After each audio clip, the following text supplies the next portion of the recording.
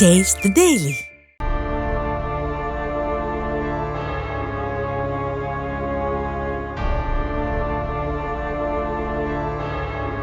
திண்டுக்கல் மாவட்டம் தாடிக்கொம்பை அடுத்த மாரம்பாடி கிராமத்தைச் சேர்ந்த பாஸ்கர் என்பவர் கடந்த 8 ஆண்டுகளாக ராணுவத்தில் பணியாற்றினார்.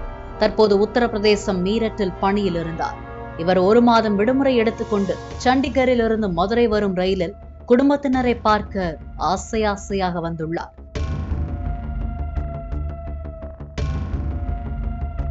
அந்த ரயில் கரூர் ரயில் நிலையத்திற்கு இன்று காலை 11:30 மணிக்கு வந்து நின்றபோது திண்டுக்கல் வந்துவிட்டதாக தவறுதலாக நினைத்த பாஸ்கரன் ரயில் புறப்படும் நேரத்தில் உடைமைகளுடன் இறங்க முற்பட்டுள்ளார்.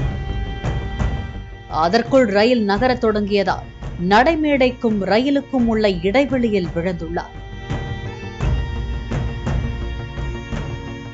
இதில் ரயில் ஏறியதில் உடல் துண்டாகி பலியானார். இதையடுத்து ரயில் நிறுத்தப்பட்டு பாஸ்கரின் உடல் மீட்கப்பட்டது. தொடர்ந்து ரயில்வே போலீசார் ராணுவ வீரரின் உடலை பிரேத பரிசோதனைக்காக கரூர் அரசு மருத்துவக் கல்லூரி மருத்துவமனைக்கு அனுப்பி வைத்தனர். உயிரிழந்த ராணுவ வீரர் பாஸ்கருக்கு திருமணமாகி மனைவியும் மகளும் உள்ளனர் என்பது குறிப்பிடத்தக்கது.